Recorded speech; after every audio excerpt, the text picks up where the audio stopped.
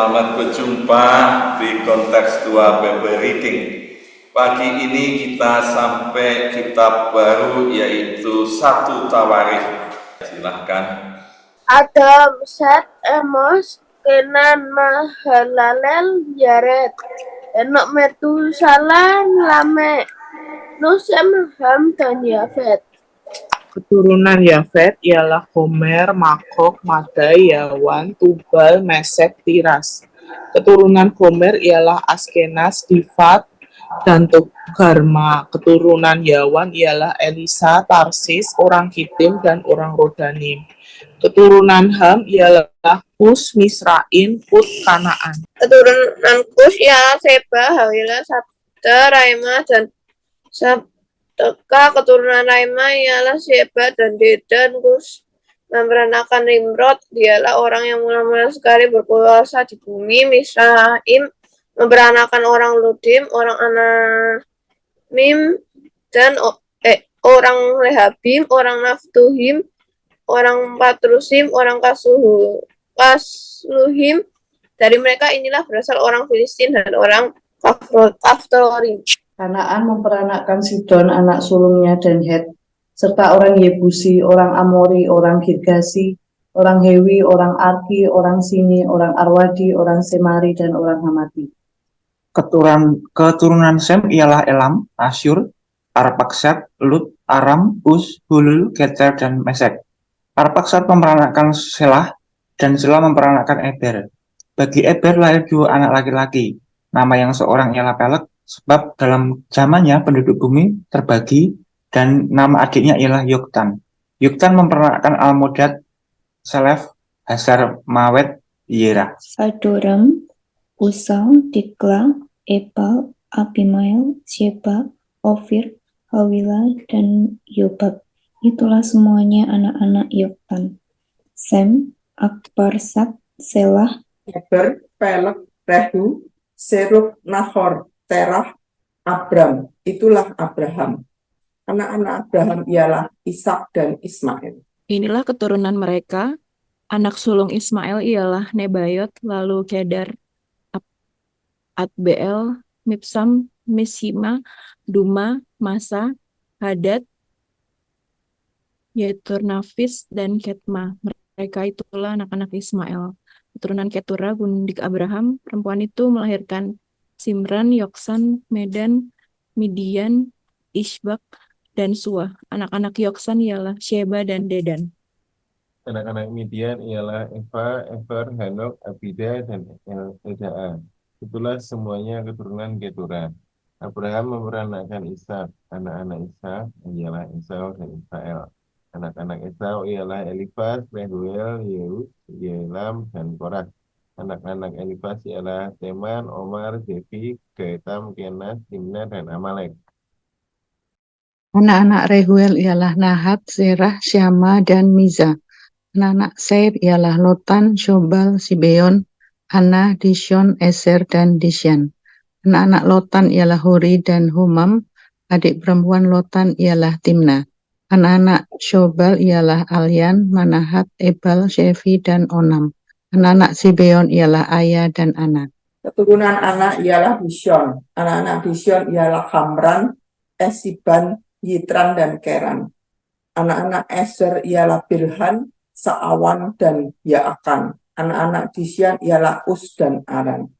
Inilah raja-raja yang memerintah di tanah Edom sebelum seorang raja dari orang Israel memerintah, Bela bin Beor, dan kotanya bernama Dinhaba. Setelah Bela mati, Yobab bin Serah dari Bosra menjadi raja menggantikan dia. Setelah Yobab mati, Husyam dan dari negeri orang Teman menjadi raja menggantikan dia. Setelah Husyam mati, Hadad bin Bedad menjadi raja menggantikan dia. Dialah yang memukul kalah orang Midian di daerah Moab dan kotanya bernama Awit. Setelah Hadad mati, Samla dari Masireka menjadi raja menggantikan dia. Setelah Samla mati, Saul dari Rehobot Sungai menjadi raja menggantikan dia. Setelah Saul mati,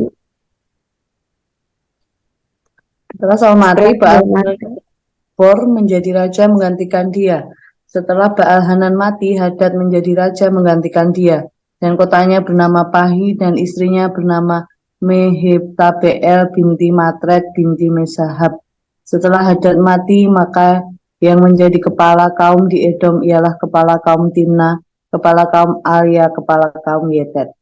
Kepala kaum Oholibama, kepala kaum Ela, kepala kaum Pinon, kepala kaum Kenas, kepala kaum Teman, kepala kaum Mibsar, kepala kaum Magdiel, dan kepala kaum Iram. Itulah kepala-kepala kaum di Edom. Ya, kita masuk di kitab Tawarikh, dan kitab Tawarikh ini dicatat di Alkitab ada 1 Tawarikh dan 2 Tawarikh.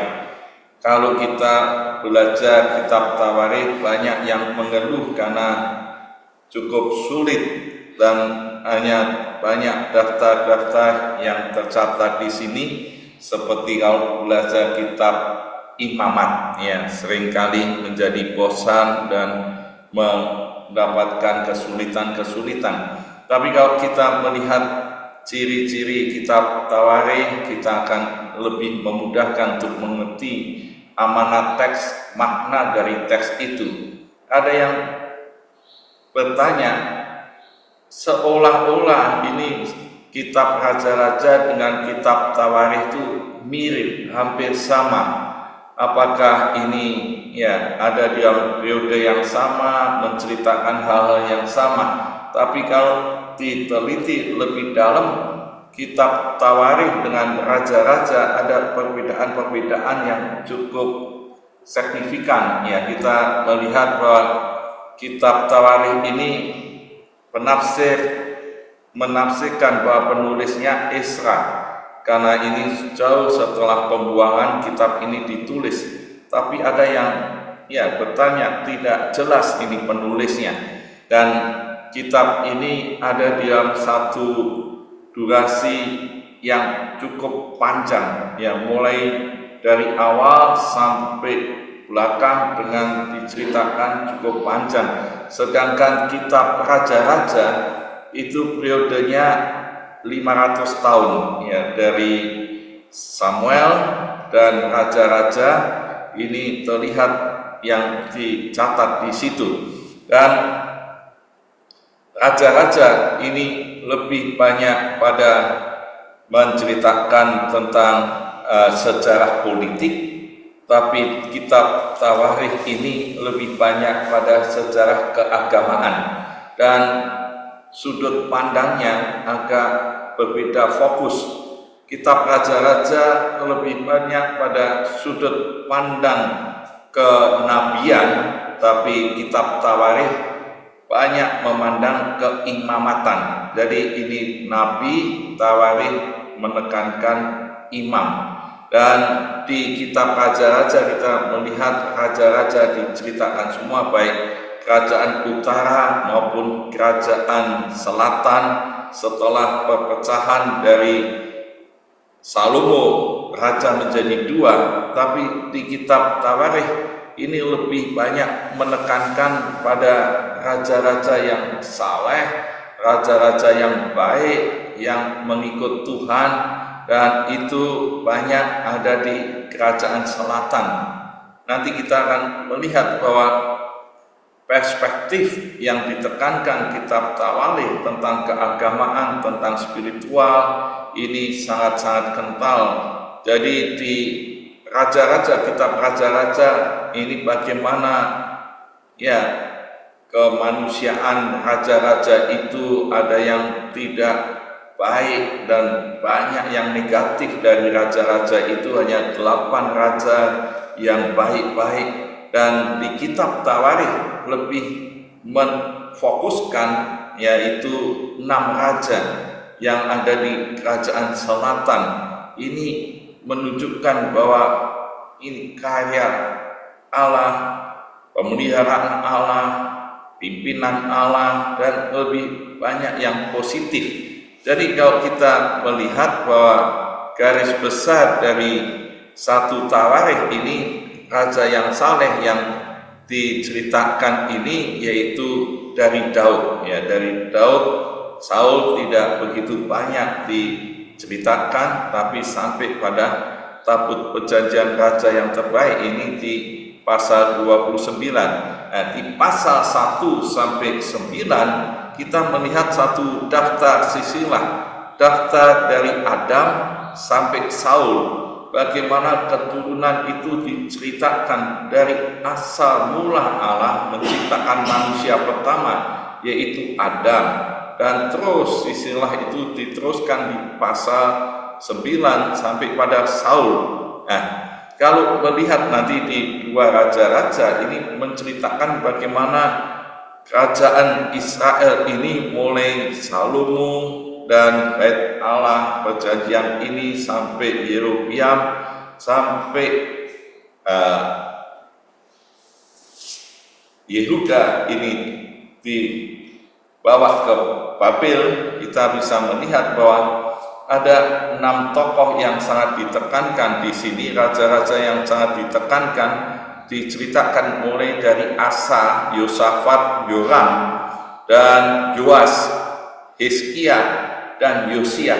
6 raja yang ada di kerajaan selatan ini diceritakan begitu detail dan positif. Mereka raja-raja yang ikut Tuhan dengan sepenuh hati. Hanya Yoram ini memang tidak baik, tapi ini diceritakan dari raja-raja yang ada di selatan. Nah, itu nanti kita bisa bahas lebih jauh, dan garis besar kita bisa melihat di pasal 1 sekarang penekanannya apa. Kita lihat dari mulai Adam, Set, Enos sampai Abraham itu di ayat 1 sampai 27 dan ayat 28 sampai dengan 33 ini keturunan Abraham diceritakan. 34 sampai 42 ada keturunan Esau. Jadi dari Abraham langsung memperanakkan Ishak. Ishak tidak banyak diceritakan. Lalu 2 anak Ishak ini, Esau dan Yakub, ini yang diceritakan lebih dahulu, yaitu Esau.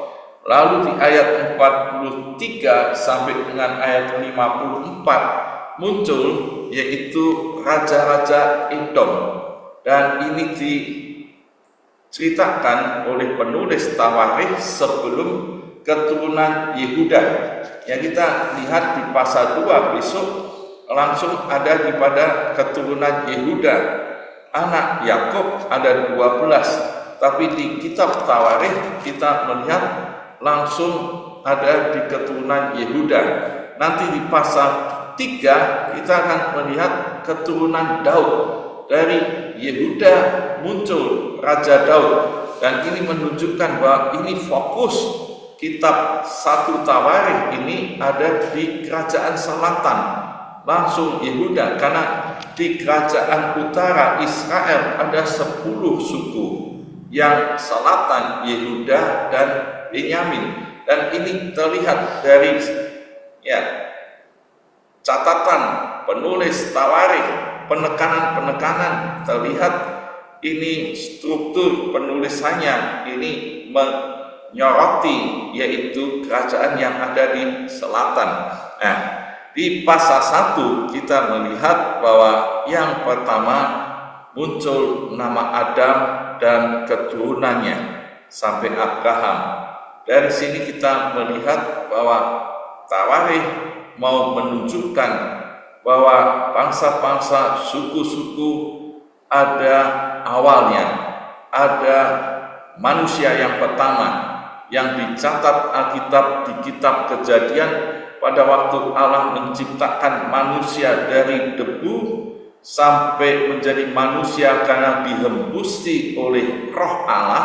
Itu memang benar, dan diulang lagi di kitab Tawarikh ini bahwa Adam adalah manusia yang pertama, dan ini bukan hasil evolusi, bukan hasil yang lain, tapi memang ini penciptaan Allah, dan ini masuk dalam daftar sisilah yang dicatat oleh Tawarikh, dan ini menunjukkan bahwa Allah lah pencipta manusia dan keturunannya sampai ada suku-suku bangsa ini memang dari Adam. Dan dari sini harus diakui bahwa Allah adalah sang pencipta. Jadi kalau ada yang katakan tidak ada Allah, ya manusia hasil evolusi dan sebagainya, tentu tidak diyakini oleh Israel, oleh orang percaya dan yang mengenal sisilah manusia. Nah, lalu yang kedua muncul ini keturunan Abraham. Ini terlihat meskipun ada dua anak, Ishak dan Ismail, ini ditekankan yaitu keturunan dari Ismail, yaitu Nebayot dan Kedar dan seterusnya. Lalu dicatat lagi keturunan dari Keturah, gundik Abraham. Ini terlihat Abraham tidak cuma punya istri dengan Hagar, tapi punya istri yaitu gundik yang bernama Keturah. Ada Eva, Efer, Enoch, Abida dan Eldan. Ini keturunan dari Keturah. Jadi ini dicatat oleh Tawarikh ini dengan jelas, dengan teliti, bahwa inilah bangsa-bangsa yang ada dari keturunan Abraham. Dan kenapa kita melihat Tawarikh menekankan yaitu keturunan Abraham dari Ismail, yaitu tercatat di sini, dan dari Keturah, karena nanti yang banyak dicatat dari keturunan Ishak yang difokuskan di kitab Tawarikh ini. Dan ini terlihat ada sisi lain dari keturunan Abraham, supaya kita juga mengenal bangsa-bangsa yang ada di dunia ini. Yang kedua, kita melihat dari keturunan Abraham ini memperanakkan Ishak.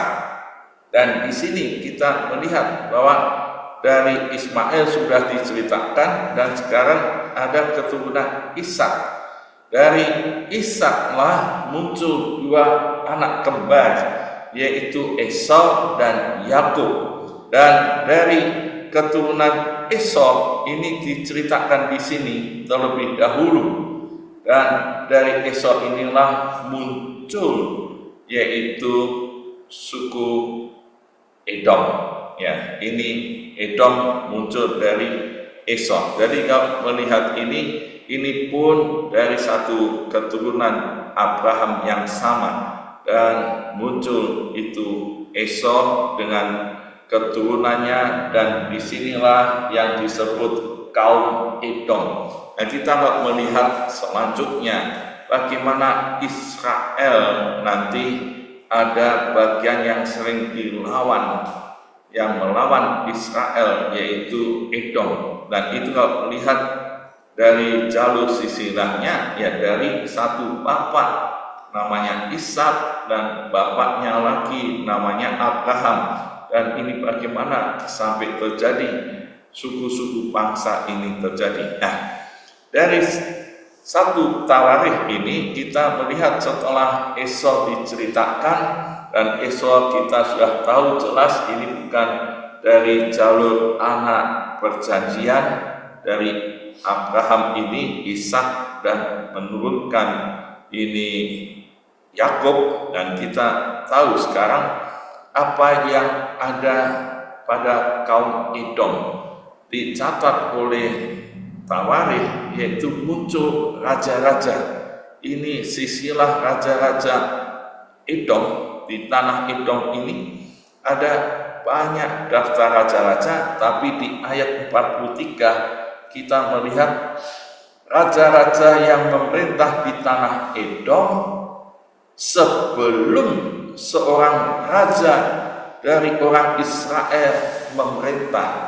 Jadi kita melihat sisilah ini dan sejarahnya dalam politik di 1 Samuel kita bisa melihat relevansinya adalah Israel ini rajanya itu Tuhan sendiri, teokrasi, dan Israel mengecewakan Samuel, mengecewakan Tuhan, membuat Tuhan menyesal gara-gara dia mau minta raja seperti bangsa-bangsa lain.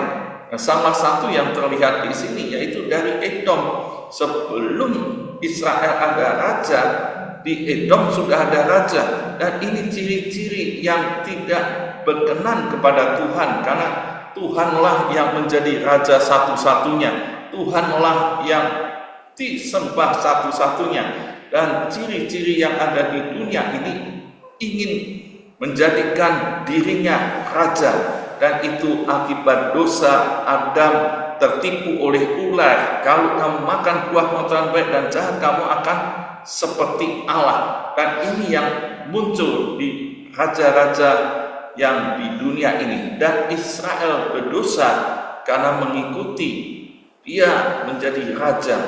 Dan ini tercatat sisilahnya.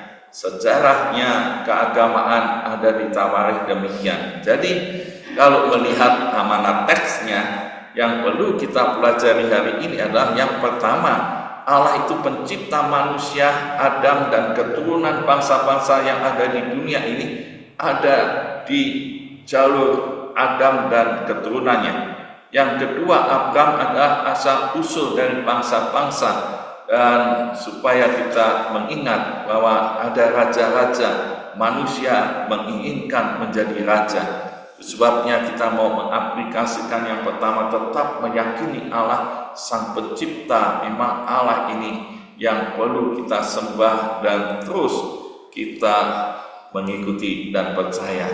Asal usul kita sebagai orang percaya perlu diingat, dan biarlah tetap merajakan Yesus satu-satunya, bukan diri sendiri menjadi raja. Amin. Tuhan Yesus memberkati. Mari kita merespon firman Tuhan dengan pujian. Banyak yang telah kamu buat, kita mau bersyukur senantiasa.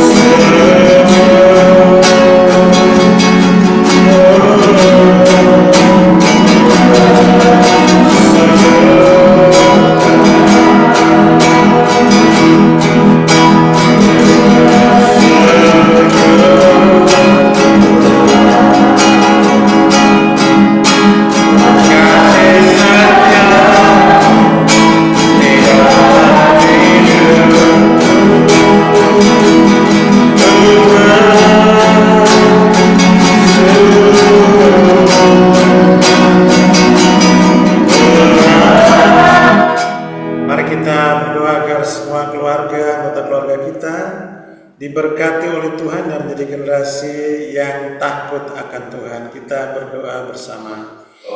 Bapa dalam surga, kami rindu menjadi Bagi orang-orang yang diberkati oleh Tuhan dan generasi keturunan-keturunan kami, orang-orang yang mencintai Tuhan sungguh-sungguh, membaktikan hidupnya bagi kemuliaan nama-Mu, dan boleh menjadi berkat bagi bangsa-bangsa oleh karena memberitakan Kristus Tuhan, Raja di atas segala raja. Kami mohon limpah berkat-Mu di dalam nama Yesus Tuhan. Amin.